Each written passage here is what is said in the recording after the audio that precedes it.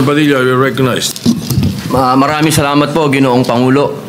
Nais ko lamang pong kunin ang pagkakataon nito bilang parlamentaryong pagsisiyasat po. Sana ganap po di ito sapagkat, Ginoong Pangulo, ako po'y naguguluhan. Sapagkat dito pong nakaraang Huwebes, meron pong naglabas na isang journalist ito, isang istasyon, na sinasabi na ako daw po ay nagngat-ngat dito sa loob ng Senado. Ito po ay ano po yung middle finger po.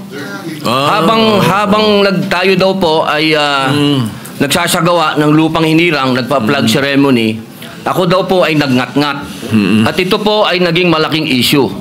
Ako po ay nagtataka, Ginoong Tagapangulo, sapagkat noong pong dati na binigyan ako ng issue na isang chismis, naglabas po kaagad ng ating Sergeant of Arms ng report at binigay niya po kaagad sa media.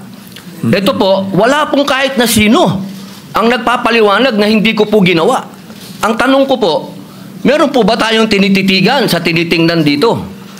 Kasi napakabigat po ng akusasyon na ito sa harapan po ng ating bandila. Ako po'y magngangat-ngat. At gusto ko pong ipaalam sa ating mga kasama, kung politika lang, handa po ako mag-resign. Pero pagka-religion ko po ang pinag-usapan, kahit sino sa inyo, kung ano gusto nyo, wala pong problema.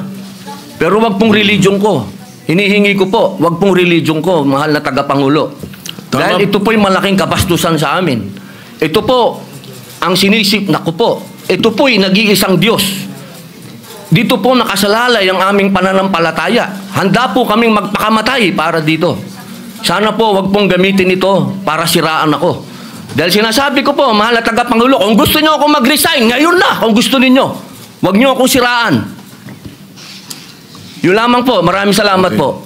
Tama po kayo, pero ngunit ang inyo pong lingkod bilang Pangulo, nung nakita ko po yan, ang sinabi ko sa kanila, tingnan muna nila yung mga litrato sapagkat nagpakita ng ibang litrato na kayo ay ang pintuturo ang nakataas at may eksplanasyon na ito ay isang religious practice kapag kayo ay nagsasampalataya sa bandila. Baka lang hindi nakarating sa inyo yung explanation na sinabi ko. Kaya ipagpatawad nyo na kung ang Sergeant at Arms so ang mga journalist natin ay hindi nila napansin yan. Ngunit ako mismo, nung tinanong nila, sinabi ko na tingnan nila. Merong mga pinakitang litrato ninyo sa kabilang side na malinaw na hintuturo ang inyong pinapakita. Opo, kaya patawarin nyo na silang ng mga nagkamali at medyo natanga ang pananaw. Opo, mainam po sana maglabas din po ng formal na investigasyon at formal na pahayag ang Senado patungkol po dito.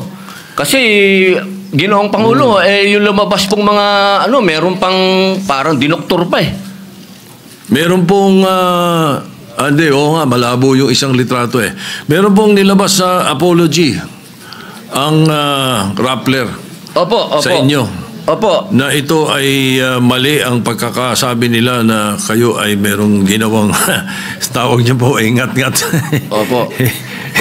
Alam niyo po, Ginoong Pangulo. Humingi ng tawad sa inyo. Ayan Opo, pero napakainam po kung manggagaling po sa Senado sapagkat marami naman pong camera dito ang magsasabi na hindi ko po ginawa yan.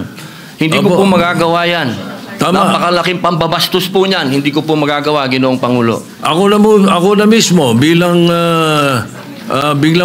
bilang Senate President o tagapangulo ninyo, ako na nagsasabi na hindi ninyo ginawa yan. At tama yung mag-apologize sila sapagkat mali ang pinakita nila.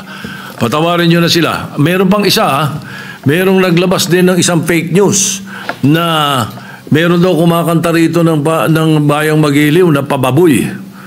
Papayagan ba natin mangyari dito yun? Hindi po totoo yun. Hindi nangyayari yun. Nandito kami at wala tayong nakitang nagkumanta ng Bayang Magiliw dito o ng lupang hinirang dito na mali. Kaya dapat nag-iingat ang ating mga netizens na ibang napakahusay ng mga netizens natin kung tutuusin pero may mga ilan nakakasingit talaga ng mga fake news na ganyan. Siguro masyado na kayong popular kaya kayo pinag-initan. Maraming salamat po, Ginoong Pangulo. Wala po nga naman. Yes, Senator De La Rosa.